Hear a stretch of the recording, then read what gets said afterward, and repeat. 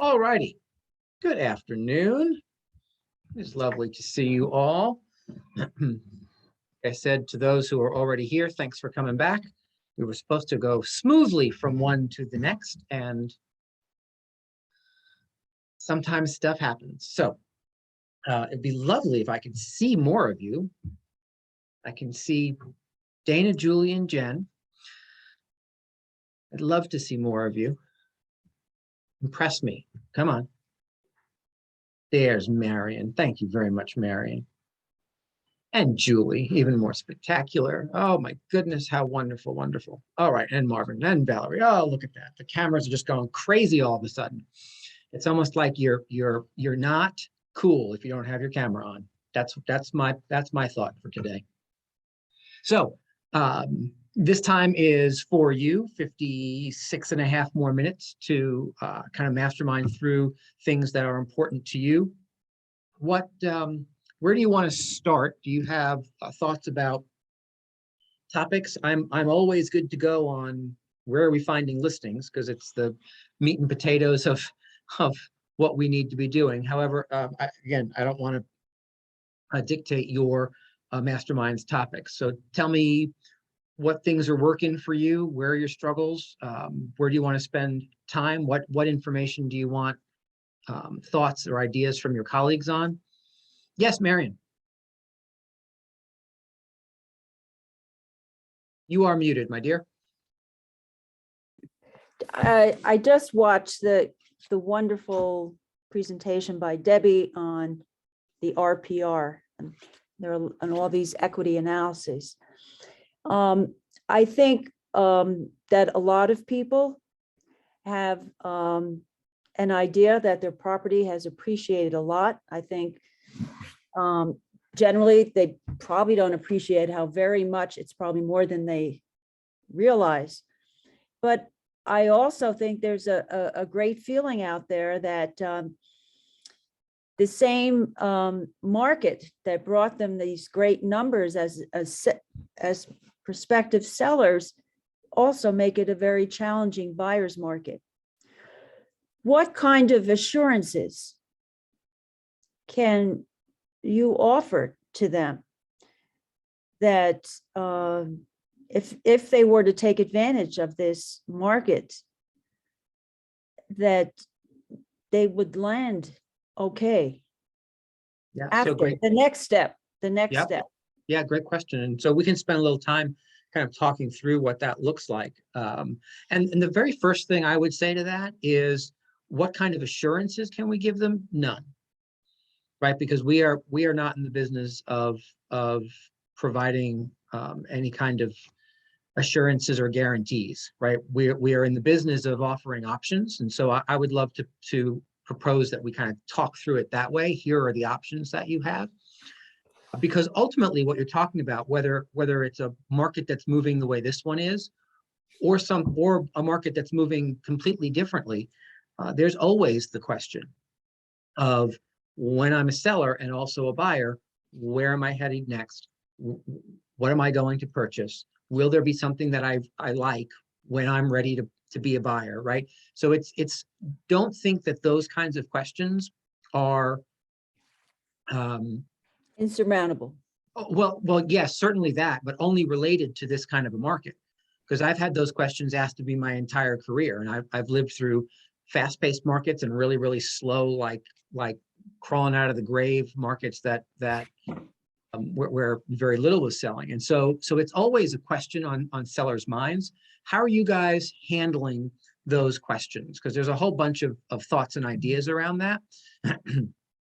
How are you guys handling it in the field? Those of you who are getting those questions. I haven't experienced the question, but I do have a possible potential way of handling it, though, which is to get into a discussion regarding how much, with the interest rates having gone down so much, how much their monthly payments they could afford, because they might find that if they took out the equity in this house, with the amount that they would save every month based on, not save, let me go backwards. So with the money equity they take out of the house they're selling, if they were to keep their monthly payments at, or maybe, just a little bit higher than what they're currently paying. And maybe they could easily afford that because maybe they took out their loan and they've now gotten, 3 promotions and raises, big raises of work, so they can afford more mortgage, to show them that they can be able to trade up in essence to the next level or 2 levels of houses up because of the interest rates helping them in that way with the equity being pulled out. Yeah, so having a discussion around the buying power that they may have, right? Now, that may not solve the issue of you now have more buying power. However, there's no inventory even 2 steps up, right? So we may be in the same position in terms of a crunch on inventory. However, what Dana's putting on the table is help them understand that they're in a powerful position, right? And I think that that's really important, because when you help people understand they're in a powerful position, they feel powerful and they behave in a powerful manner. If the conversation that we're seeding with sellers who are then going to be buyers is, oh man, it's so tough, there's not a lot of inventory, you're going to be hard pressed, you're going to have to buy something that you're not going to like, or whatnot. Well, we're now seeding a whole different foundation in their heads. So having a conversation about the potential power that they bring to their scenario, I think is certainly an excellent way to start a conversation. What else? What else are you doing with sellers who are asking the question, where am I going to go? Yes, Marvin. So I'm putting in the agent comments. I'm putting in there that it's contingent upon the seller finding the house of their choice within 30 days. And I sold one in Middlebury last year that we had to renew that 30-day agreement, I think 3 times before it finally sold. So we lost a couple of buyers, but we ended up with a buyer that stuck. These particular sellers wanted a specific property in a specific community, so it was really, really difficult. Anyway, but I think as long as you have both parties, the buyer and the seller, have a 30-day, so every 30 days they can either extend or either party can cancel the agreement. So that seemed to work out pretty well. Yeah, I'm going to tell you that what Marvin just put on the table, to me, is one of the simplest ways around this issue, right? Just build it into, have everyone understand up front, because what Marvin said is it's right there in the MLS, right? This particular seller is going to look for suitable housing, and everyone understands the process. Look, we're going to say yes to you. We're then going to go and find something in 30 days. And if we don't, we'll come back and either say we're done, or ask you if you want to hang in there for another 30 days. Or if you want to be done, you have the right to back out, and we'll just find a different buyer, right? The good news about being a seller today is that if 30 days later, that buyer doesn't want to hang out and give you another 30 days to find something, generally speaking, sellers are finding additional buyers relatively quickly, right? So that's a PowerPoint. Again, we want to focus with sellers on what they can control, and they can absolutely control whether or not they ultimately leave their home or not. To me, that's the best of both worlds. I'm going to find a buyer, I'm going to sell high, and I'm going to take the time I need to take to find suitable housing. Here's the other thing that I have recognized when you use the strategy that Marvin put on the table, is that oftentimes once a seller is in process, they've put the house on the market, they understand that strategy's in place, they had a bunch of offers, they accepted something, they're excited about the money they're going to make on their house. They work really hard to make it work. I think Right? so, It's not like they're sitting back in their Chase lounge on the backyard saying, gee, if we still have 29 days, we don't have to work. They're working really hard because they don't necessarily want to have that buyer go away. They just made 100K on their house that they didn't think they'd make. Right? So there is incentive for them to find suitable housing. And the whole idea of what suitable ends up being, I've experienced that changes once the motivation changes, because they now have secured a buyer. at a number or at terms that they really like. Thank you. You're welcome. The other thing that I would throw out there is there's a phrase that I think makes really good sense to use in a conversation like this, and it's leap of faith, right? There is a version, we can strategically do things to assist them. And at the same time, this is one of those moments in life that it is a leap of faith. You're going to put your house on the market, you're going to secure a buyer and take that leap of faith that other property will show up. We're going to put a safety net under it based on the strategy Marvin put on the table. However, the overriding factor of taking that leap of faith, right? No risk, no reward. The thing I used to say to my sellers is, look, I've never had a seller become homeless. That's never happened in my career. And I don't intend to have it start with you. We create opportunities for you. And then if you choose to move forward with them, great, then we go. And if you choose not to, we build in some safety measures that allows you to stay in your home. Again, it's the power of being a seller today, because sellers can't always get away with that kind of safety net. The other thing to remember, and I know people roll their eyes when I say this, but be having conversations with your seller clients about things that they've always wanted to do. What if they take that extra 100K and they choose to travel for a year, or buy an RV and go across the country, or go live in Paris for the next 6 months, or go rent an apartment on the Upper West Side for the next 6 months, right? There are other opportunities for people who have kind of had stuff in their head. Well, what if you just made that now? Now, that's not going to be a favorable path for everyone. However, I'm going to tell you what, I think you'd be surprised how many people are like, huh, well, that's kind of interesting. Maybe I should do that now. Because really what you're looking to help people do is buy some time, right? They're looking to buy some time so that the market starts to even out, so that either there's more inventory for them to choose from, and or they don't have to go and claw their way and fight for a house the way the buyers of their own home did to be the winner. So there are other opportunities to discuss with people about what they could do for the next 12 months or so that some people will find really appealing. What else, Marvin? Just one more thing. I also, when I have that conversation, I also talk to them about the alternative. And I say, listen, here's the alternative. If the house that you really want comes on tomorrow, you're not in a position to move forward. And I say, and then if they say, well, we have cash, we don't have to sell our house. I say, listen, here's the other side of it. If you find the house that you want tomorrow, and even though you have cash, let's face it, you really don't want to have two houses at the same time normally.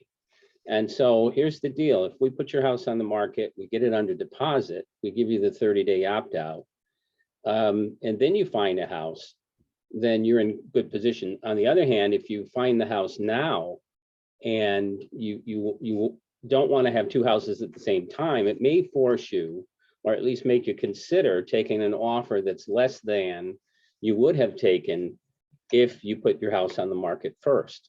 So the advantage is, if you put the house on the market first, you know exactly what's going to come out of it. You're a stronger buyer if you need to compete against other offers. And, you know, so I just kind of do the alternative. What's the alternative? So if the alternative is worse, my goal is always to put you in a position of power. So if your house is sold, that's a pretty good position. Yeah, that's all really smart. Really smart, Marvin.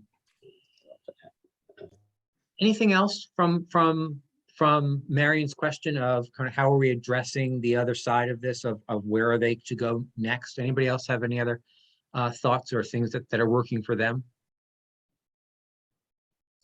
There's always the standby suggesting rentals, whether they're short-term furnished, corporate apartments, a long-term, a yearly lease someplace unfurnished, VRBOs and Airbnbs, or extended stay hotels with suites. Yeah. Yeah, and you know what, Dana, this, because one of the simplest things that could happen is someone just says, yeah, I'll sell now and I'll live someplace else for the next 6 to 12 Or, months.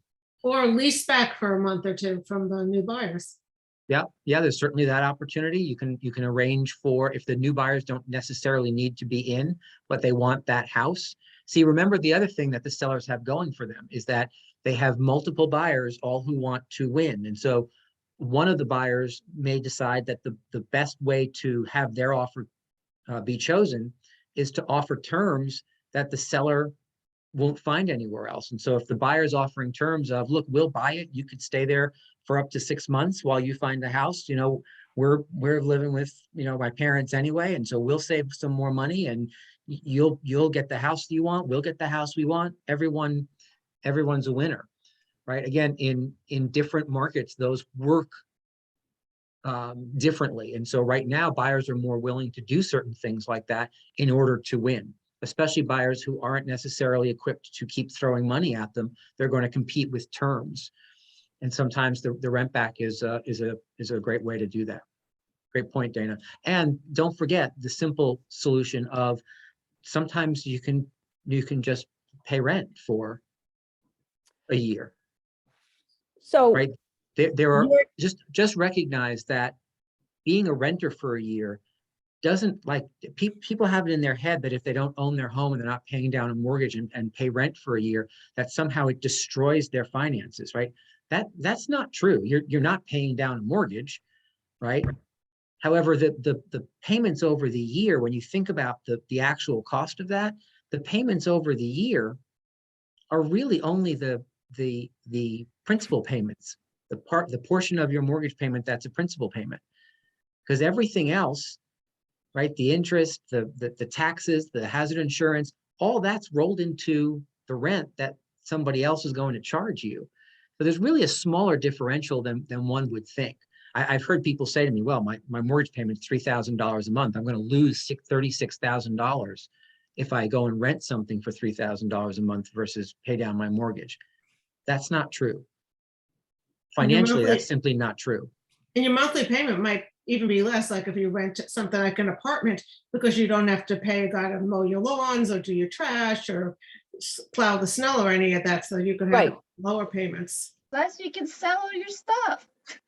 Yeah, that's right. In an apartment anyway. You know what I had? I have a few friends whose parents sold last year, and they just moved in with their kids indefinitely. They're like, we're just bringing our suitcases in. Yes. So Rick, which of those do you find is most commonly, you know, in this situation, which is the most common option that people are taking? Yeah, that's a great question. I don't know that I necessarily have an answer for it, because I have seen all of them. I have seen all of them be taken advantage of, and I think that what we need to do is make sure that we're laying out all of these options. You know, you can become renters. You can create strategies. I think the easiest one, if I could answer a version of your question, I think the easiest one is to help people understand, first and foremost, that they have a ton of options. Their hands are not tied. And the simplest solution is put your home on the market. Let's see what we can do on that side, and then go from there. We have these strategies that create safety nets for you. However, you won't know what you're going to obtain and what the opportunities are on the other side until you actually put your house in the market. Step one is put the house on the market, in my opinion. What What else, Julie? Question? Yeah.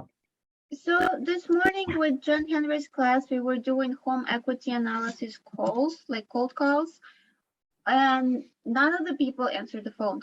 But what can I do as the next step? Do I email them the equity analysis anyway, or bring it to their doorstep? Like, how can I follow up? So you were doing cold, or you were doing database calls? Cold. Yeah. So I think the equity analyses, the return on investment for the equity analysis is far better from your database. So if you haven't dialed through the 100 or 200 or 400 people that are actually in your database, for many of you, otherwise known as your phone, right? If you haven't done that first, I'm not sure that I would start dialing cold, right? Because dialing Okay. cold, dialing cold is you just get a lesser return, and it's harder to do the follow-up, Julie. And so if you start with your database, my answer for that is just text them. Hey, I just called, you didn't answer. Are you around? I want to just have a quick conversation. Okay. Well, my database is very small in Connecticut. So like I can get through my database in a couple of days. Yeah. So that's why I'm doing cold. Got it. Yeah, and so just remember with cold, it takes longer, right? That's just a reality. And the follow-up to me would be if you have these analyses done and you're doing a neighborhood, I would do what Debbie just talked about on the last call. She pivoted to showing up at their door. And so I would then take a little thing of chocolates and take the equity analysis and start ringing doorbells. Hey, I tried to reach you on the phone, couldn't get you. I have this analysis that I've produced for your home, and I wondered if you wanted to have a quick conversation around it. Okay. Thank you. You're welcome. What else? Where else are we going today?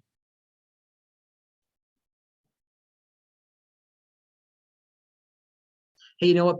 While you're thinking, let me just also put a PS to the answer I just gave to Julie, because for those of you who have smaller databases, the other thing that I can really highly encourage is focus on things that grow your database, right? I mean, I know that's like a duh, but my point is, if you're looking strategically about how I should spend my time, spend your time doing things that grow the database in the short term so that you have more opportunity in the long term. And to me, that's hosting tons of open houses, so you're meeting tons of people, right? Dialing into expireds.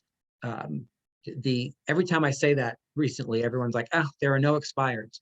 First of all, that's not true.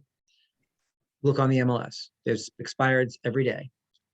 Second of all, don't focus just on today's expireds. Focus on expireds from the last 12 months or the last 5 years, the last 10 years, right? Focus on opportunities where people have purchased homes at points in time where their numbers may have been way high on the purchase, and then the market was doing what it was doing. Remember, from 2007 into 2008 and 9, across the county and much of the state, we lost 18 to 22% of value in that last correction, right? So if you're in a community now where median sales prices are up by 20 or 25%, it's the one time in history that some of those folks are going to have an opportunity to make their money back, to kind of get out of the hole. So look at people who bought in 04, 05, 06, and who are still there because they paid high for their house, and then the market took a huge correction, and we never quite got back until the last 12 months. It's at least as close as they're going to get, likely, to making up that differential. So there are some conversations to have. But the point I was looking to make was, do things that create not just potential appointment opportunities, do things that grow your database. Wake up every day and say, okay, who else am I going to add to my database? Is the person who is the checkout person at the grocery store I go to that I know and say hi to, is she in my database? Is the person who cuts my hair in my database? Is the person who sold me my car in my database? Is my doctor in my database? Are all those people that we experience every day actually in your database? So keep growing it so that you can get through it. It takes longer to get through it while you're still working on some of the strangers. What else, Julie? Yeah. So this is what I've been doing. I've been joining different clubs and organizations in my area to just meet people, constantly meet new people. And one of the agents in Stanford office told me, whenever you go somewhere, always make a conversation with a stranger. Like if you're in the shop, just point something out and see where it leads to. You never know. Yeah, 100%. The other thing I can encourage you to do is wear branded clothing. Right? And Yeah, so somebody said wear a tag.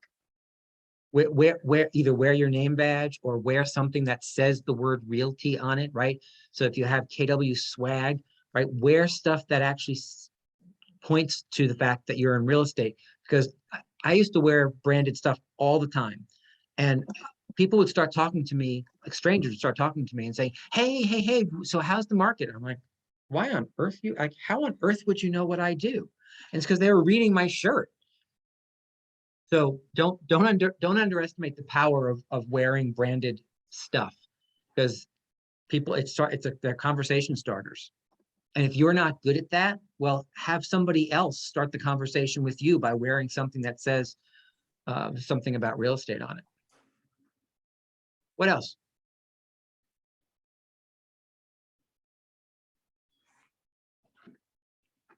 What else are you doing to make money?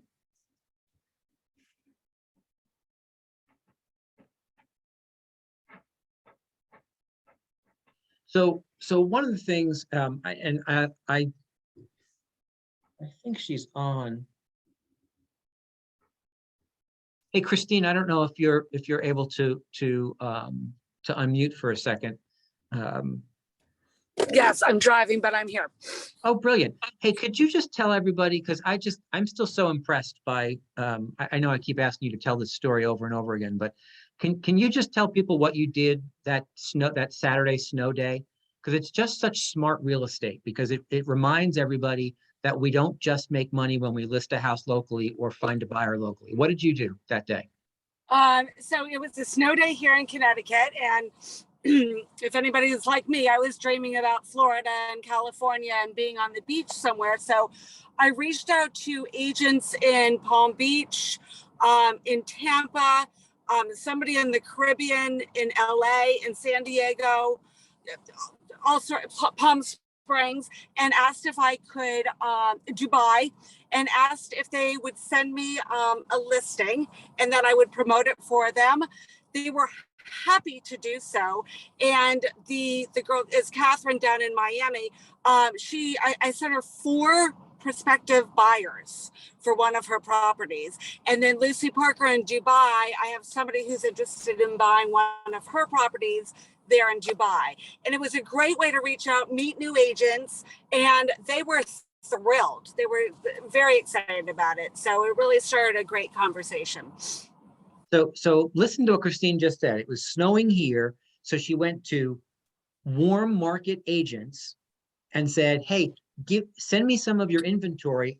I'll blast it out today. So she blasted out gorgeous pool pictures and palm trees and people sweating and all that stuff on a day where her database was experiencing a snowstorm. So now you have people interested in actually looking at what Christine has sent because of what they're experiencing locally. And that has turned into 5 referrals, right? 5 outbound referrals. Now, even if only one of them purchases, was that worth Christine's time on a snowy Saturday morning to find buyers locally who might want to purchase elsewhere? She's also creating or strengthening relationships with agents in other areas, which allows for additional business to be passed back and forth over the course of the next number of years. It's just smart, right? And on top of it, 2 of the people who reached out to Catherine in Miami were from my database. They saw it on Facebook, and I hadn't talked to them in years. So it was also a way to reach out to my database and have people see me. One of the girls down she was in Naples, one of the agents down there, she made me a video to post. And she even put our logo on it and all my information on it. So it's really been great. And I keep posting them because why not? Yeah, absolutely. Absolutely. Right. So I want, whenever I hear something really smart, I want to make sure that you guys hear it, because remember, there's more than one way to make money in real estate, right? If you're working with buyers and you're working with sellers locally, Well, what can you do to have those opportunities? One of the things that I, to this day, still do is when I set my goals for the year, right? You all know that I don't actively list or sell homes anymore. However, one of my goal categories every single year is how much referral income my house will receive based on referrals that I can send back and forth around the country and around the world with people that I know from being in business for 20 years, right? That target for me annually for the last 2 or 3 years has been $50,000. My goal is to earn $50,000 in referrals into my household without having to list or sell a house. And so I guess my question is, do you have those same goals? Do you have those same targets? Are you setting a goal for how much referral income you'll create?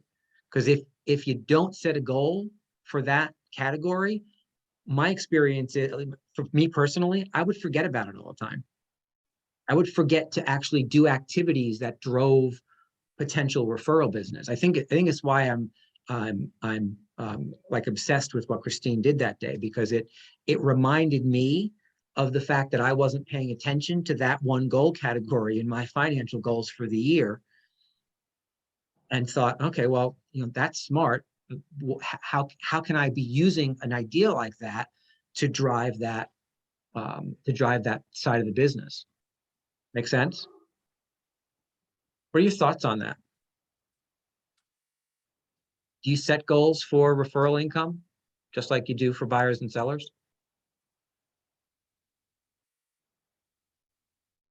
Everybody suddenly looked down, so I'm gonna assume that maybe the answer is no to that. So if the answer is no, my thought for you is get off this call and think about what that could look like. Right? If you've never earned a dime via referral before, set a goal for one. I'm going to earn something from having at least one referral of mine close and receive income that way. See, to me, that's like passive income.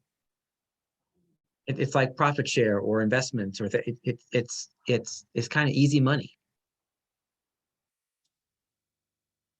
Who do you know in your families that's moving someplace else, right? Do your families know what you do and recognize that just because they're in Chicago and you're in Connecticut, that you can actually help them?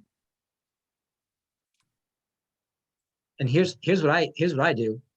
I call and say, hey, you know what? I just want you to know I make money when you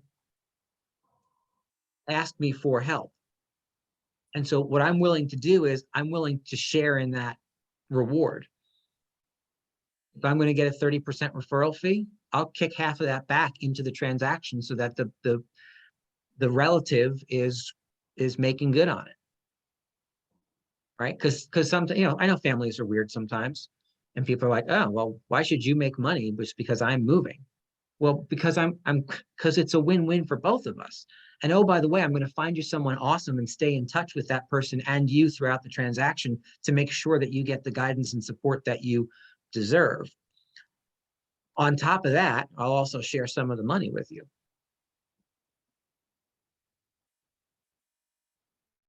Thoughts, comments, concerns?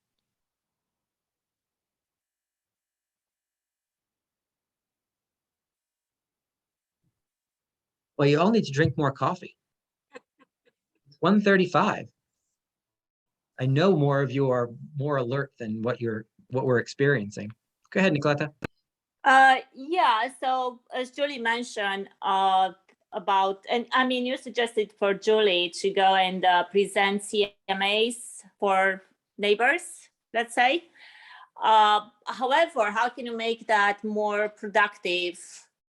I mean, you can make like 100 CMAs for 100 homes, right? So what's your suggestion to go and approach neighborhood, maybe statistics or something like that? Yeah, so just remember that one of the things we did with Debbie at 12:30 today is the one-page version of a kind of a market analysis on RPR, right? So my personal opinion is you can do 100 of those relatively simply, right?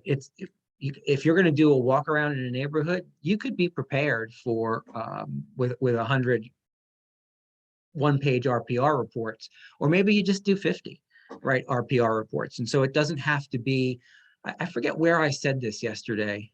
I think it was in Ignite. And so I'll say it again here because I think it's an important thing to reiterate.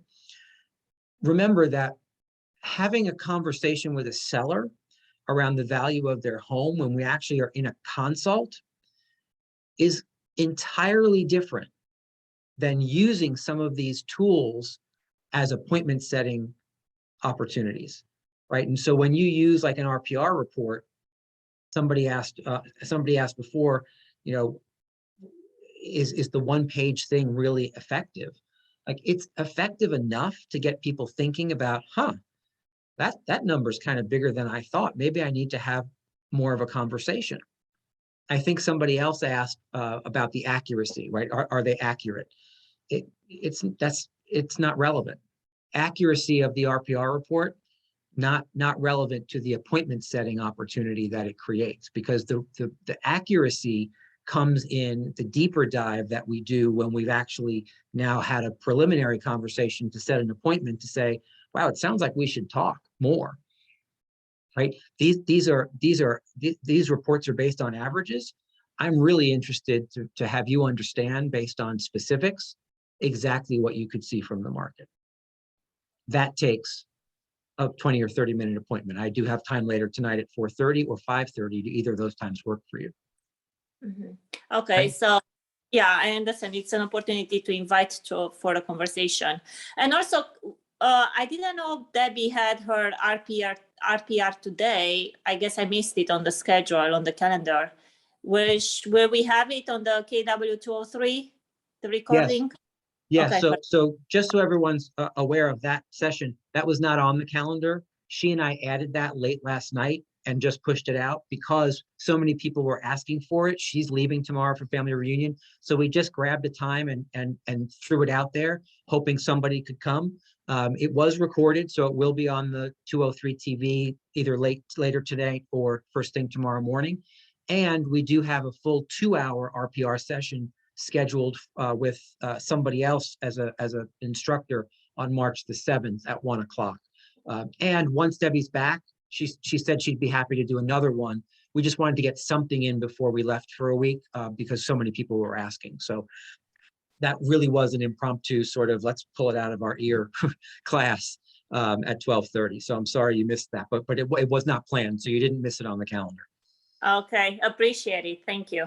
Sure thing. What else?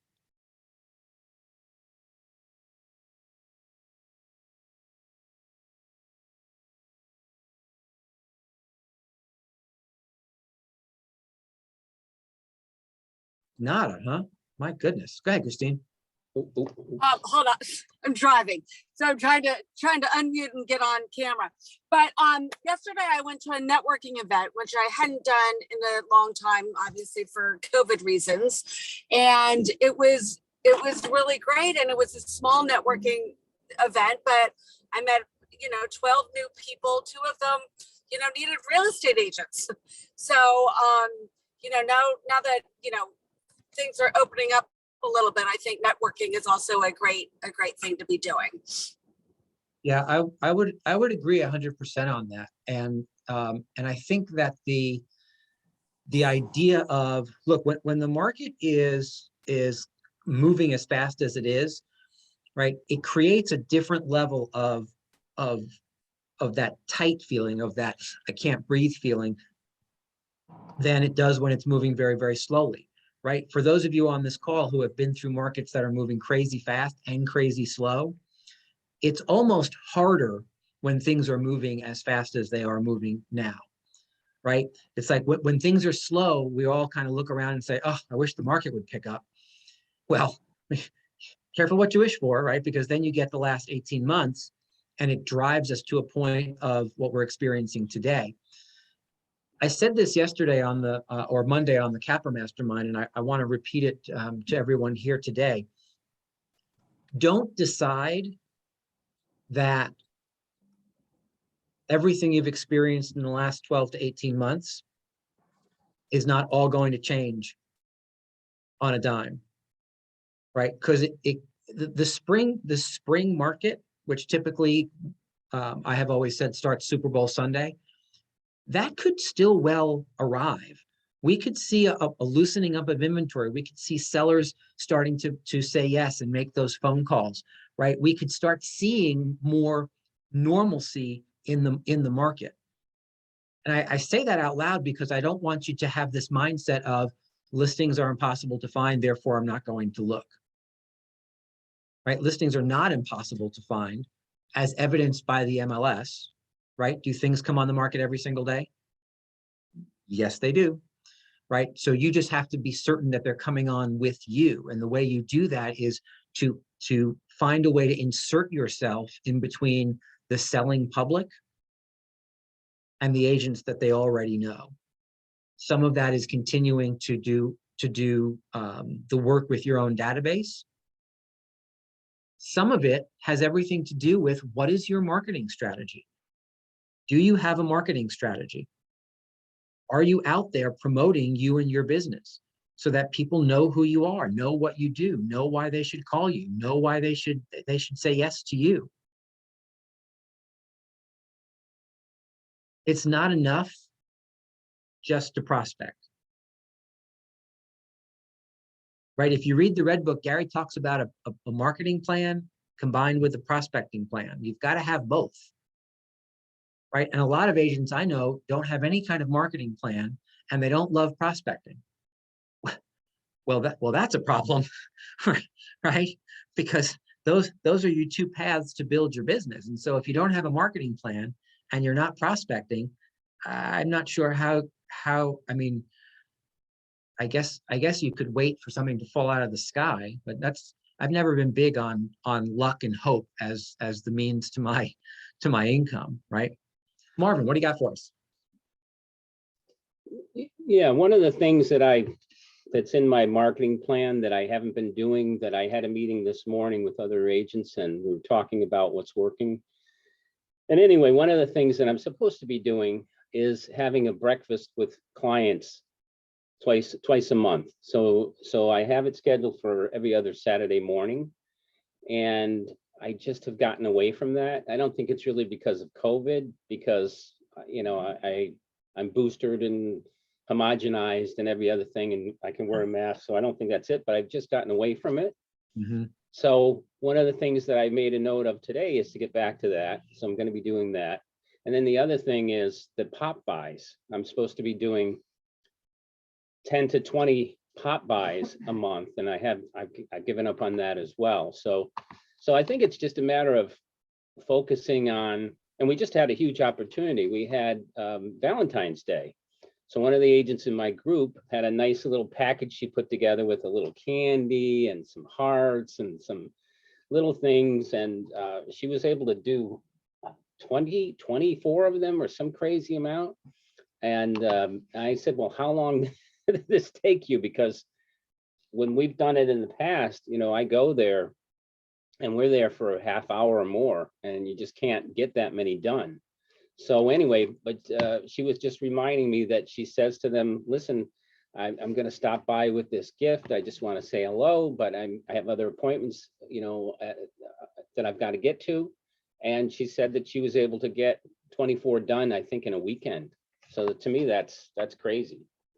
Yeah. So anyway, I think sometimes we put off these things that are really effective because we think we don't have enough time. It doesn't mean anything. But in reality, we have plenty of time. So Yeah. And it Well, worked. and I love your point. We have time for the things that we make important, right? Yeah. We absolutely have time for the things that we choose to make important.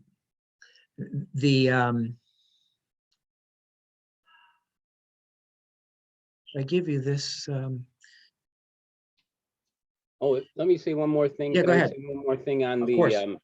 RPR? We had an appointment yesterday because I was talking to a buyer. Now I've had this buyer client in my database for probably 4 or 5 years. So, but yesterday I was speaking to him. I sent him a property that was a little beyond his price range. And so he responded back with an email. He said, listen, this is a little bit out of our price range. I said, well, how do you know that? I said, would it help you if I gave you the current market analysis of your home? And he said, yeah, well, I don't know if he said yes right away. In fact, I think what I said is, I'm going to send you an estimate of value of your home. And so I did. I sent the RPR over. And of course, my cover letter says that, you know, it could be 30,000 plus or minus, depending on the price range. But if you'd like a more accurate opinion, we're happy to stop over. So don't you know, he called us and we went over there yesterday. So you just have to kind of keep thinking outside the box a little bit. Yeah, you have to think outside the box, and you also have to stay consistent, right? You have to keep doing these things. You can't do 10 RPR reports and say, oh, I didn't get anything, I guess that doesn't work, right? And move on. You got to do 10, then you got to do 10 more, and then 10 more, and then 10 more. And when you've done 1,000, if you still have no results from it, then let's have a conversation around what you maybe need to change or what you need to be doing differently, right? But it's the volume of these things is where, you know, the quality is in the quantity with that kind of effort. The other thing that's important, I think, about what Marvin just said is the idea of don't bring judgment to anything, any conversation that you have, right? Always be looking for opportunity. Don't make decisions based on what you think is the right thing or what you think makes sense. And as human beings, we do this all the time. I'm not going to suggest that someone put their home on the market because I wouldn't do that right now. Why would I do that? Where would I go? What would I do? How? Well, that's not relevant, right? Because everyone's scenario is different. Everyone's circumstances are different. I know people who are more than happy to go out to dinner right now, but have this thought that I can't ask people to meet with me because they won't because of COVID. Well, you're going out to dinner, so why wouldn't they? And if they are uninterested in meeting in person, they'll just tell you that. Don't make those choices for them. Make choices for you, right? You make choices that make sense to you. And if those choices include in-person meetings, then invite people to in-person meetings. Text your entire database 10 at a time and ask to meet for coffee. Hey, let's check in. It's been so long. The good news is you can sit down and have a cup of coffee together. So let's go ahead and do that. And the people who are interested in doing that and willing to do that will say yes. But I find a lot of people are hesitant to jump back into life for fear that the people that they're asking to engage in life with them will somehow make a judgment about that. I think you have to let that go. Again, you make decisions based on you, and then let other people make decisions based on them. Donna Gilbert. Hello. And on that sort of same topic about not making decisions for other people and perhaps even our clients, particularly with buyers, I was in a conversation, I've been in it a couple of times, where agents literally said out loud, well, I couldn't let them pay that much for the house. Or, you know, well, it's just way too, they shouldn't pay that much. And of course, I always think of you and your story, and I share that story because it's so valid. And that was, and correct me if I'm wrong, that wasn't even like a crazy hottest possible market as this. You just wanted to live there. And, you know, what I shared back was, you know, these are grown-up people and they earn this money. Knowing the facts, they can make the decision to spend more than fair market value if they choose to. Yeah, so true. And the story Don is talking about, if you've never heard it, is the house I still live in today, 19 years later, just by the way, right? It was my own listing. Debbie and I went and listed the property on a Saturday or a Sunday, and driving back to the office after we listed it, I said, you know what? I think I might want to buy that house. She said, shut up. And I said, no, I'm serious. I think I want to buy that house. Right. And of course I had just sat with the sellers, and given them the advice that we gave all of our sellers in 2004, because the market was moving swiftly in 2004, right? And that was, look, we're going to put it on the market on Monday. We'll have the broker open house on Tuesday, accept offers through Sunday, and then Sunday we'll pick somebody. And so I had literally just said those words. And so Monday we put it on the market. Monday night I presented my full price offer, and Debbie went and talked to the sellers, and I removed myself from the list side, and she came back to me and said, well, so the strategy they're going to use is they're going to have the broker open house tomorrow, and they're going to use the week. And on Sunday, they'll see what they have and they'll come. I thought, yeah, no kidding. I gave them that strategy. They're going to use it against me. And they did. And I had to fight for the house. And to Donna's point, I ended up paying, I think it was on for $629. I ended up paying $667, something like that.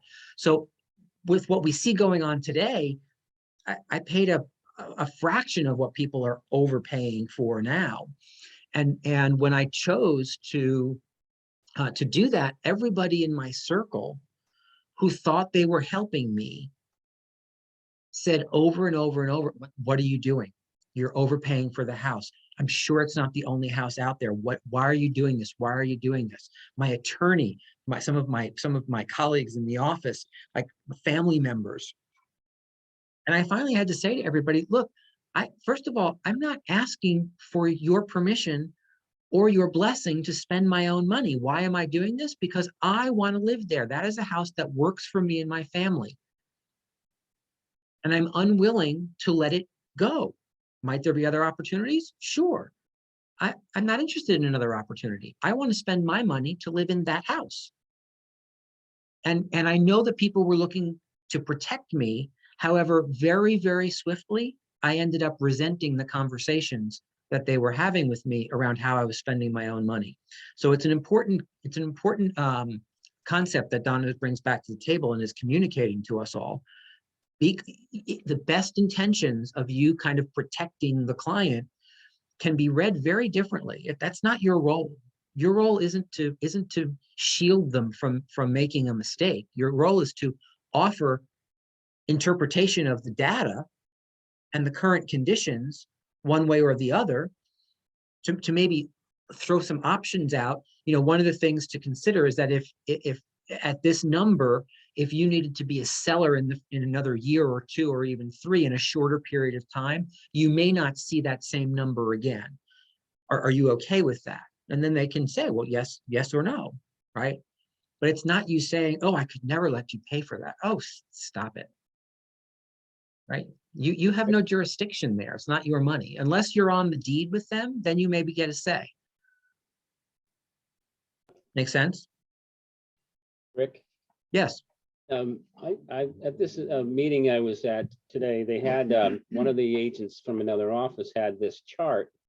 It's a single family and condominium median price change, 20 to 21, and comparing it to 2005.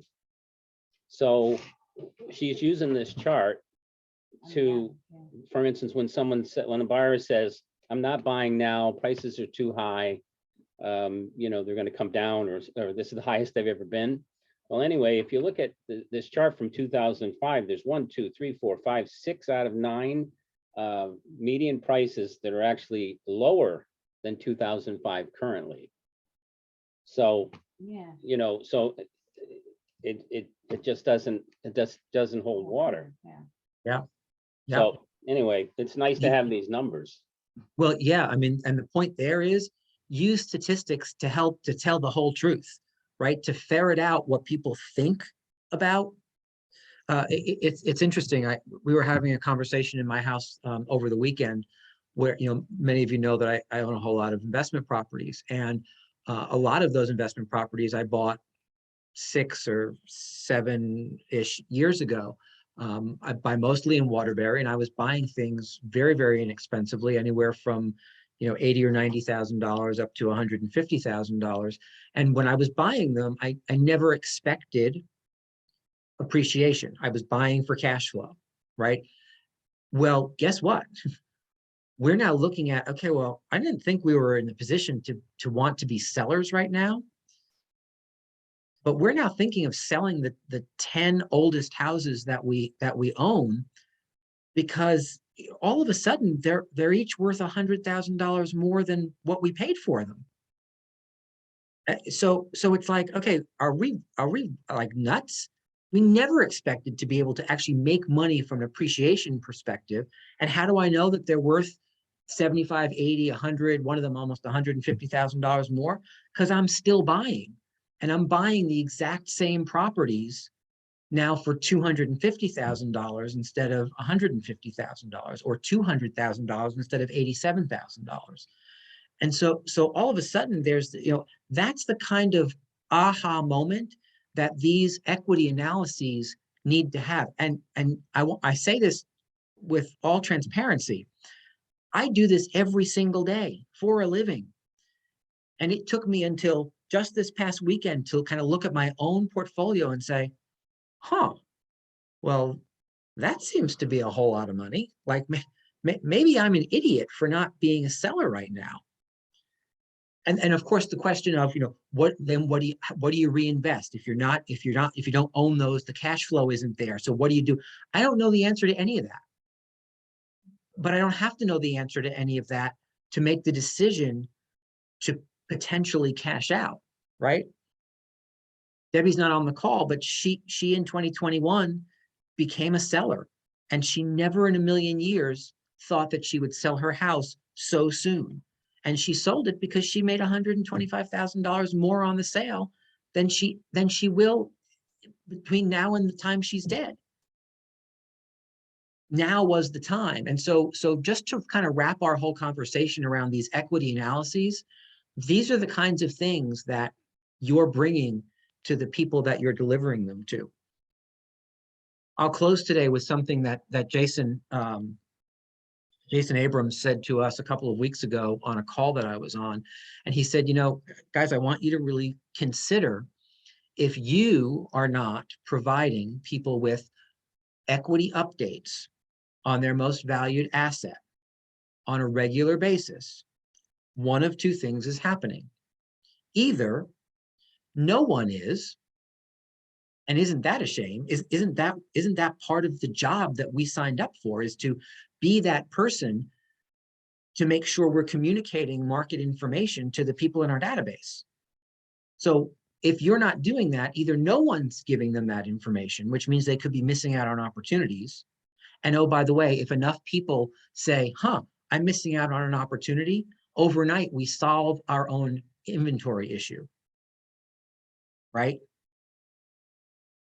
Or worse than no one's giving them information is that someone else is giving them consistent information. And so now when they wake up one morning like I did on Saturday and say, I never saw it quite that way before. Maybe there's an action here that I hadn't considered. Are they calling you? Or are they calling the person that actually is bringing that information to their attention?